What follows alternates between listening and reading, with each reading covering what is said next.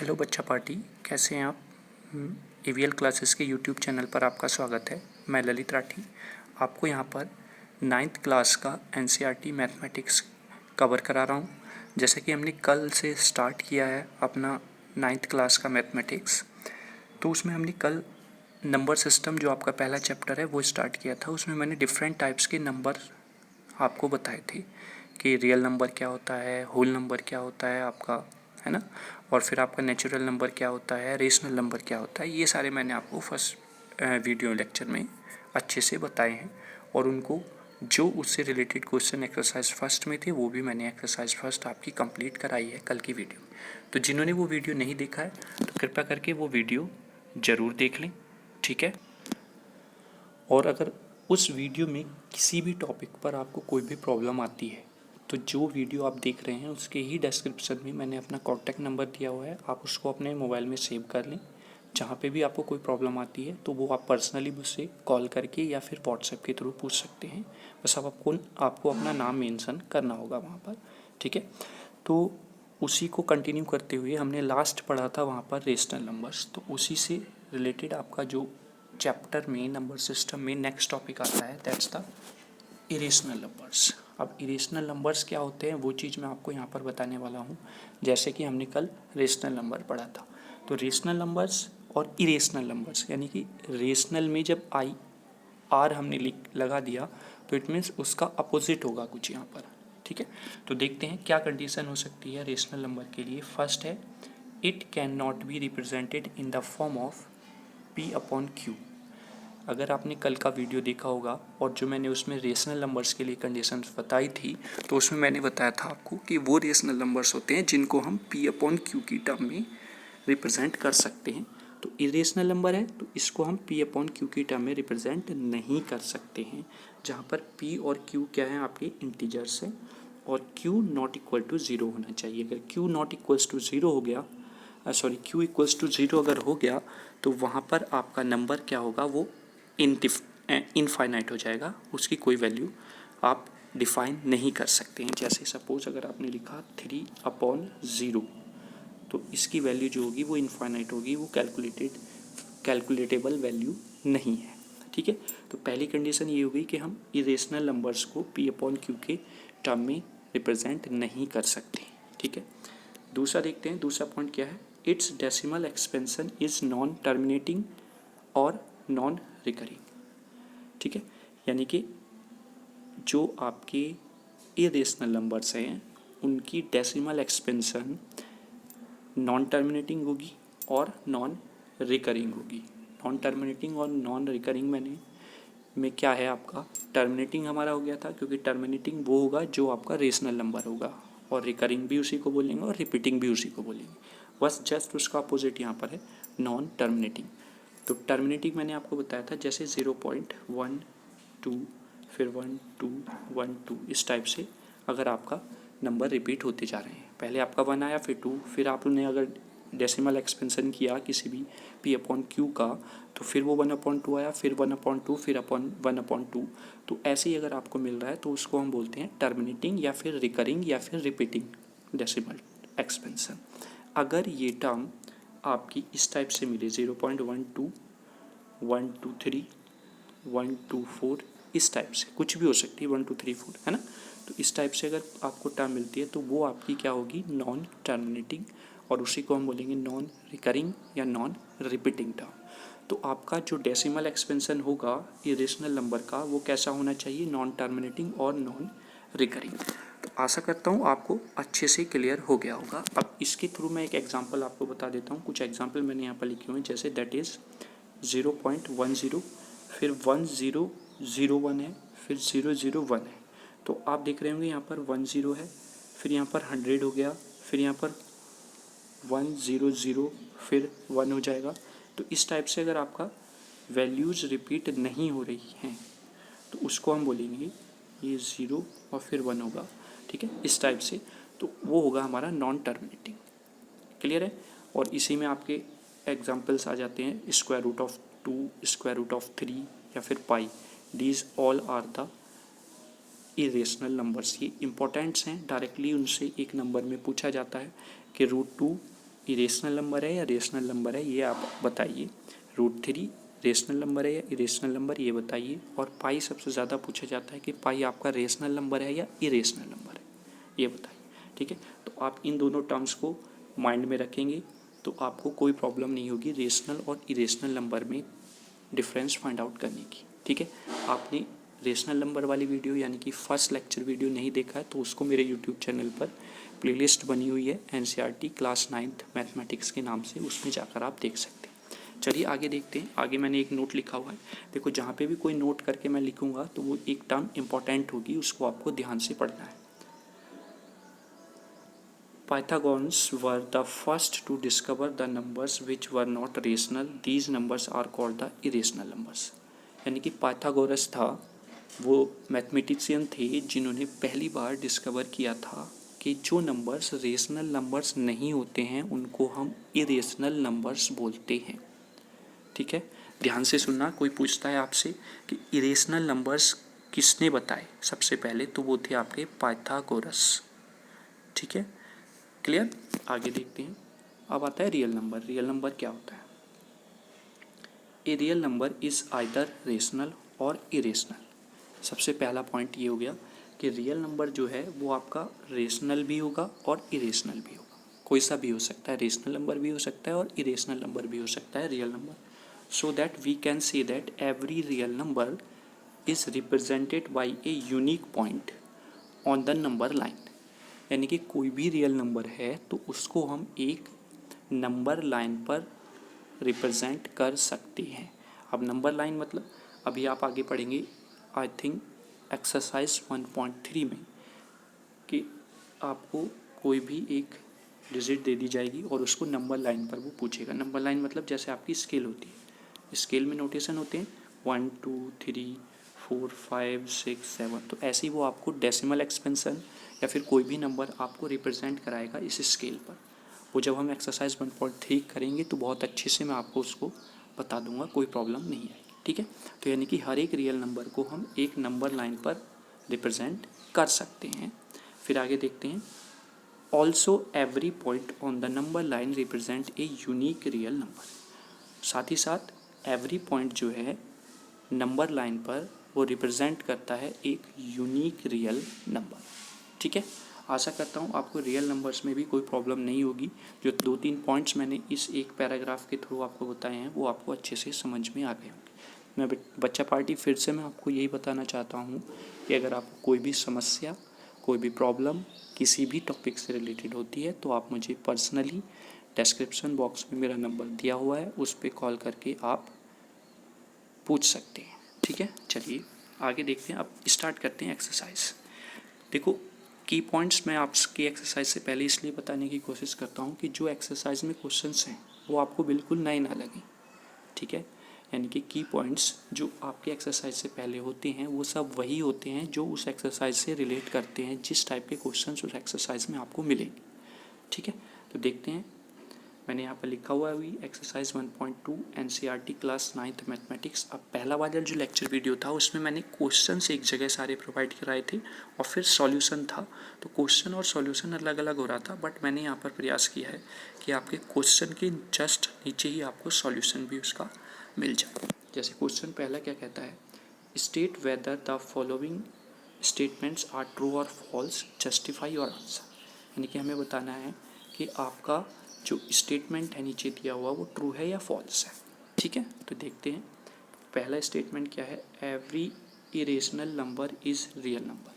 पहले स्टेटमेंट में बोला है उसने कि जो हर एक इरेशनल नंबर है वो रियल नंबर है।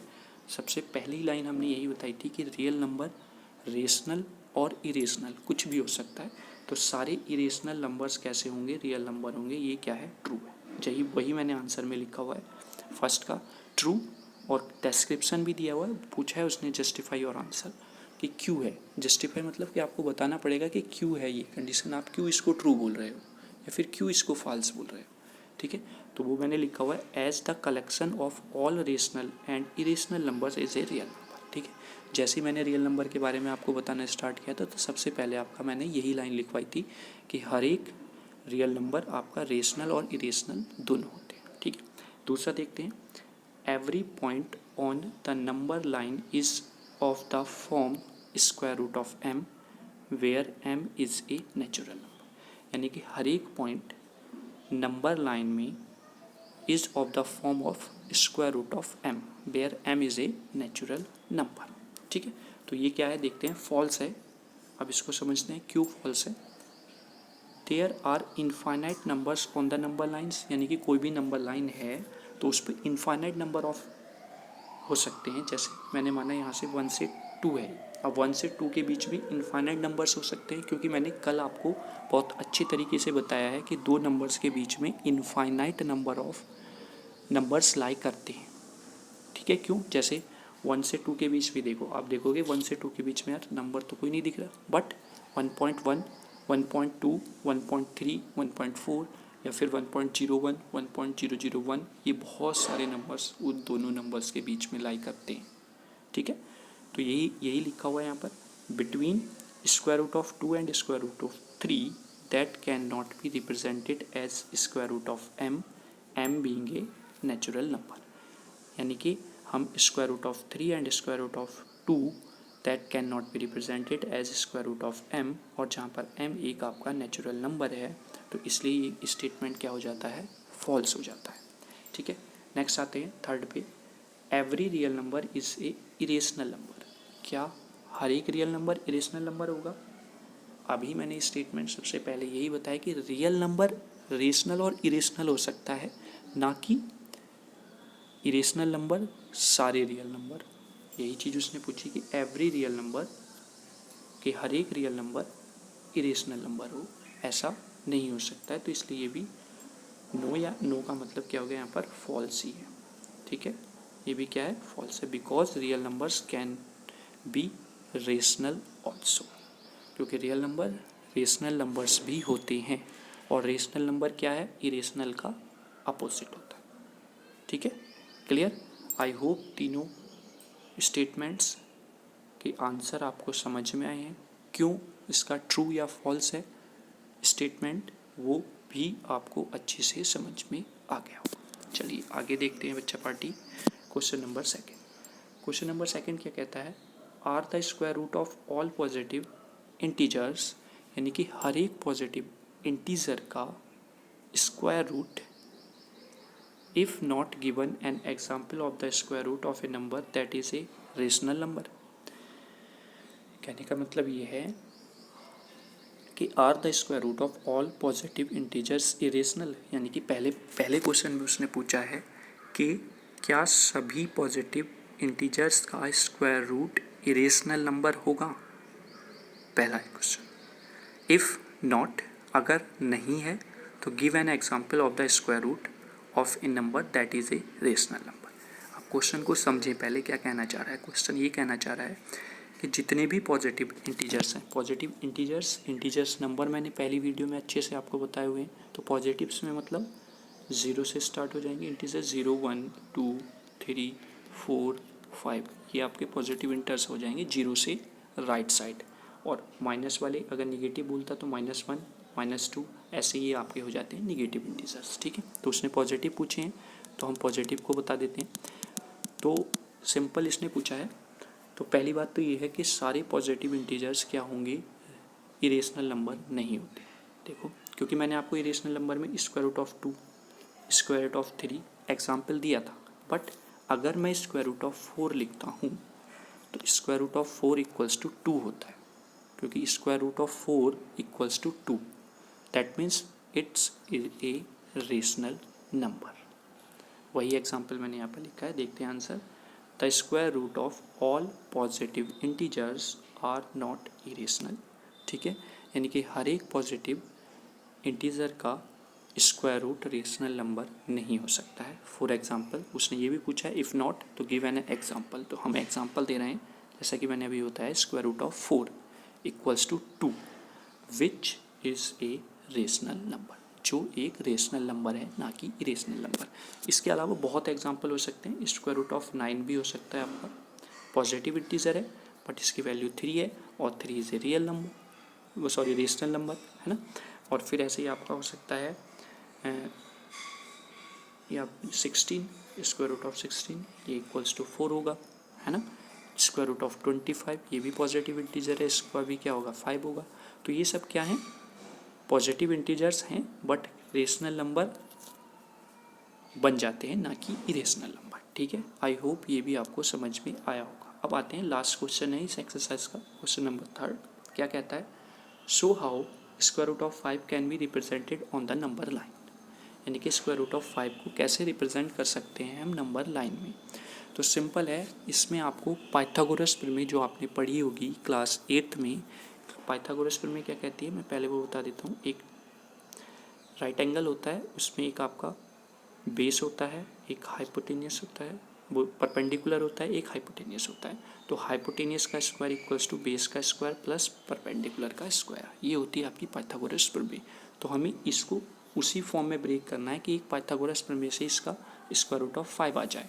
तो वो देखते हैं, मैं आपको बताता हूँ यहाँ पर आंसर में।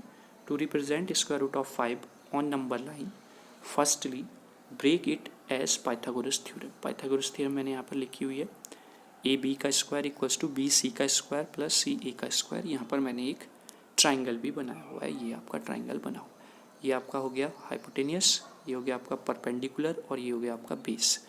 तो हाइपोटेनियस का स्क्वायर यानी कि ए बी का स्क्वायर इक्वल्स टू ए सी यानी कि सी ए बेस का स्क्वायर और बी सी यानी कि बी सी परपेंडिकुलर का स्क्वायर। ये पाइथागोरस प्रमेय हमारी कहलाती है।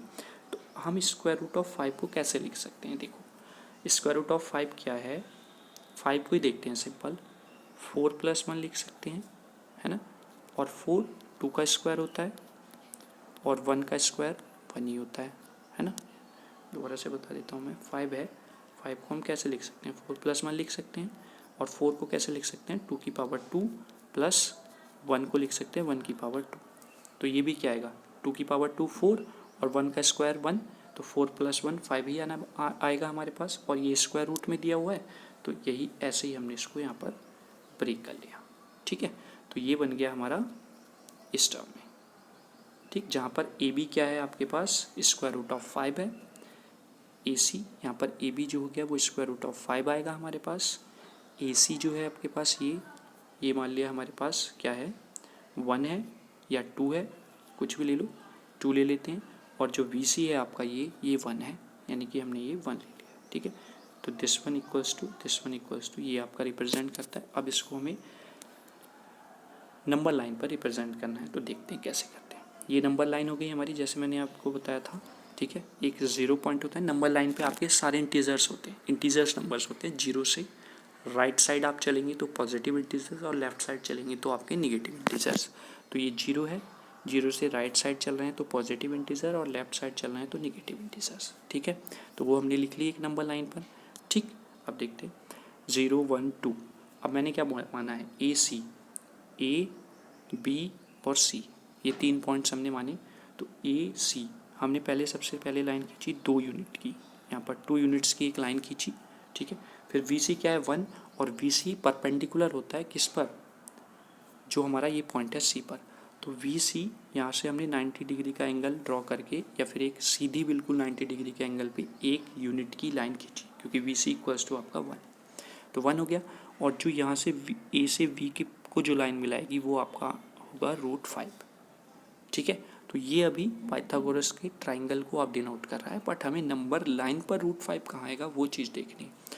तो आप देखो √5 क्या है, जनरली देखें तो 2 से ज़्यादा वैल्यू है इसकी, है ना। तो वही चीज़ हमें देखना है। देखो 2 यहाँ पर है यूनिट, इससे आगे ही इसकी वैल्यू मिलेगी। अब वो कैसे देखेंगे, तो आपको सिंपल क्या करना है, अपनी जो प्रकार है उस पर ओ पॉइंट पर आपको प्रकार की नींव रखनी है, और ए से बी तक, ओ से बी तक की जो डिस्टेंस है वो अपने प्रकार में चाप भर लेनी, और चाप भरने यानी क्रोड, और फिर यहाँ से आप एक ऐसे उसी चाप की क्रोड की ऐसे एक क्रोड को खींचेंगे, तो वो जहाँ पर लाइन नंबर लाइन को कट करेगी वही वैल्यू आपकी क्या इंडिकेट करेगी, √5। ये डी पॉइंट पर जो है ये यहाँ पर इसको कट करती है, मैं बता देता हूँ। यानी कि ये जो चाप ये खींची हुई है ये आपकी यहाँ पर कट करती है, तो ये वैल्यू हो गई आपकी √5 की। ठीक है, चलिए अब मैं इसको जैसे जैसे मैंने आपको बताया वो मैंने लिख भी दिया था कि जिससे कि थोड़ा सा एक्सप्लेन करने में बच्चों को समझने में दिक्कत ना आए। थ्योरी को पढ़ के वो ईजिली समझ सकते हैं। देखते हैं क्या है। To represent √5 on number line take AC equals to 2। हमने सबसे पहले AC इक्वल्स टू 2 लिया units and make a perpendicular CB at C such that BC equals to 1। फिर हमने C पॉइंट पर एक परपेंडिकुलर ड्रॉ किया BC जो आपका 1 यूनिट हो। ठीक है। Now by Pythagoras theorem the length of AB is √5। तो अब पाइथागोरस प्रमेय की तरफ से या हेल्प से AB कितना हो जाएगा, √5 हो जाएगा। Now taking A as center and, अब हम क्या करेंगे, A को सेंटर लेंगे एंड AB